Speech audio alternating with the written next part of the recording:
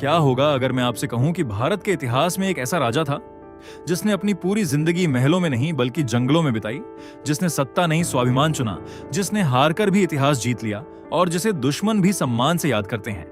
लेकिन सवाल यह है, क्या हम सच में महाराणा प्रताप की असली कहानी जानते हैं या सिर्फ किताबों में लिखी आधी सच्चाई? कल्पना कीजिए, 16वीं सदी का भारत। एक तरफ मुगल साम्राज्य अपने चरम पर था। दिल्ली से लेकर बंगाल तक, काबुल से लेकर दक्कन तक एक ही नाम गूंज रहा था, बादशाह अकबर। लगभग सभी राजपूत राजाओं ने समझौता कर लिया था। सत्ता बचाने के लिए झुक जाना उस समय की राजनीति बन चुकी थी। लेकिन इसी दौर में अरावली की पहाड़ियों में एक ऐसा योद्धा खड़ा था जिसने कहा, राजपूत सिर कटवा सकता है लेकिन झुका नहीं सकता। और यही क्षण इतिहास को बदलने वाला था। पर आखिर ऐसा क्या था महाराणा प्रताप में जो उन्हें बाकी राजाओं से अलग बनाता है? साल 1540 मेवाड़ की धरती पर एक बालक जन्म लेता है। नाम रखा जाता है प्रताप सिंह। पिता उदय सिंह द्वितीय और वंश महान सिसोदिया राजपूत वंश। लेकिन बचपन से ही प्रताप की जिंदगी राजसी सुखों जैसी नहीं थी। क्यों? क्योंकि मेवाड़ लगातार युद्धों और संकटों से घिरा हुआ था। बचपन से ही प्रताप ने तलवार की आवाज सुनी, युद्ध की रणनीतियां सीखी और एक बात उनके दिल में बैठ गई, राज्य सिर्फ जमीन नहीं होता, वो सम्मान होता है। कहते हैं बचपन में ही प्रताप आम सैनिकों और भीलों के साथ रहते थे। वही खाते, वही सोते, वही अभ्यास करते। सोचिए, एक राजकुमार जो आम लोगों के बीच बड़ा हुआ, क्या यही वजह थी कि आगे चलकर पूरा जनजातीय समाज उनकी ताकत बन गया? क्या यही कारण था कि जंगल भी उनके साथी बन गए? समय बीतता है और मेवाड़ पर संकट बढ़ता जाता है। चित्तौड़गढ़, जो राजपूत सम्मान का प्रतीक था, मुगलों के कब्जे में चला जाता है।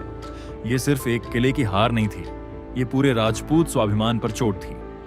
उसी दिन प्रताप ने मन ही मन एक प्रतिज्ञा ली, जब तक मेवाड़ स्वतंत्र नहीं होगा तब तक जीवन आराम से नहीं जीऊंगा। लेकिन कहानी यहां से और दिलचस्प होती है।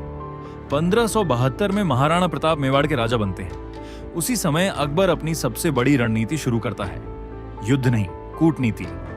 अकबर चाहता था कि प्रताप भी बाकी राजपूतों की तरह मुगल दरबार में शामिल हो जाए। कई बार दूत भेजे गए, समझौते के प्रस्ताव आए, सम्मान, धन, शक्ति सब देने की पेशकश हुई। सोचिए, अगर प्रताप मान जाते तो शायद उन्हें कभी जंगलों में नहीं भटकना पड़ता। लेकिन उन्होंने मना क्यों किया? क्योंकि उनके लिए सत्ता से बड़ा था स्वाभिमान। इतिहास बताता है कि अकबर ने 4 बार समझौते का प्रस्ताव भेजा। हर बार जवाब एक ही, मेवाड़ स्वतंत्र था, है और रहेगा। अब सवाल उठता है, क्या यह जिद थी या दूरदृष्टि? क्या प्रताप जानते थे कि सामने दुनिया की सबसे शक्तिशाली सेना खड़ी है? और फिर आता है वो दिन जिसने इतिहास को हमेशा के लिए अमर कर दिया। 18 जून 1576, हल्दी घाटी का युद्ध। सुबह का समय, अरावली की घाटियां, पीली मिट्टी से भरी हल्दी घाटी। एक तरफ मुगल सेना, लगभग 80,000 सैनिकों की विशाल ताकत। दूसरी तरफ महाराणा प्रताप की सेना, सिर्फ 20,000 योद्धा। संख्या में कम लेकिन हौसले में असीम। कल्पना कीजिए उस क्षण को। प्रताप अपने घोड़े चेतक पर सवार, हाथ में भाला, आंखों में आग, और सामने मुगल सेना का नेतृत्व कर रहे थे राजा मानसिंह। सवाल था, क्या एक छोटी सेना इतिहास बदल सकती है? युद्ध शुरू होता है, तलवारें टकराती हैं, धूल आसमान में भर जाती है और प्रताप सीधे दुश्मन की ओर बढ़ते हैं।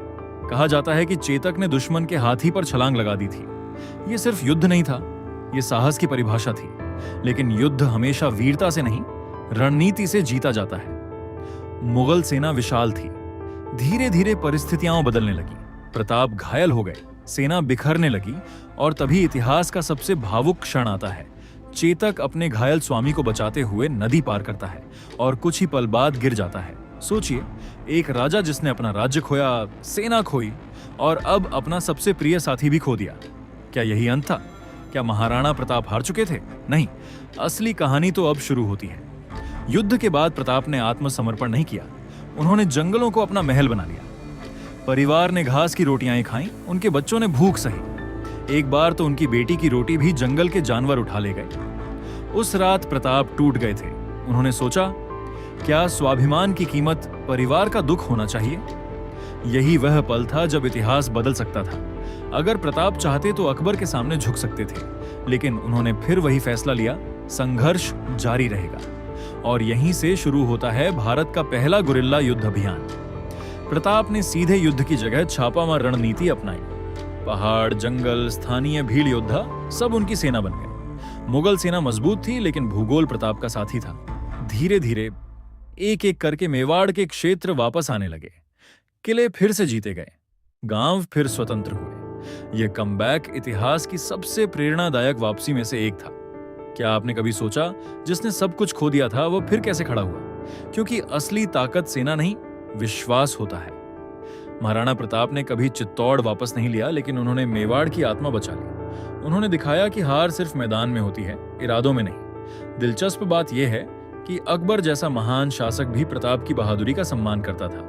दुश्मन होने के बावजूद प्रताप की दृढ़ता ने उन्हें अमर बना दिया। समय बीतता है, साल 1597 आता है और महाराणा प्रताप इस दुनिया को अलविदा कह देते हैं।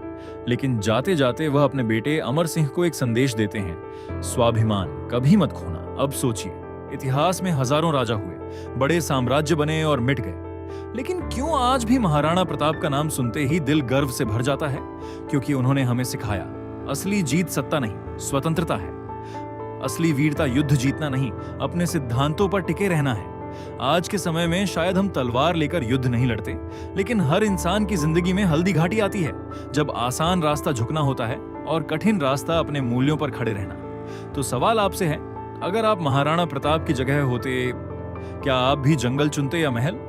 महाराणा प्रताप की कहानी सिर्फ इतिहास नहीं, ये एक विचार है, एक याद दिलाती हुई आवाज की परिस्थितियां चाहे कितनी भी कठिन क्यों ना हो, इंसान की पहचान उसके फैसलों से बनती है। और शायद यही वजह है कि सदियां बीत गईं, साम्राज्य खत्म हो गए, लेकिन अरावली की हवाओं में आज भी एक नाम गूंजता है, Maharana Pratap.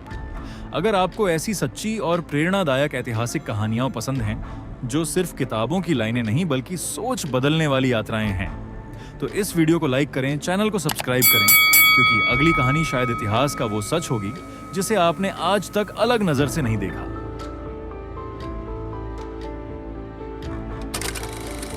What you know about rolling down in the deep when your brain goes numb? You can go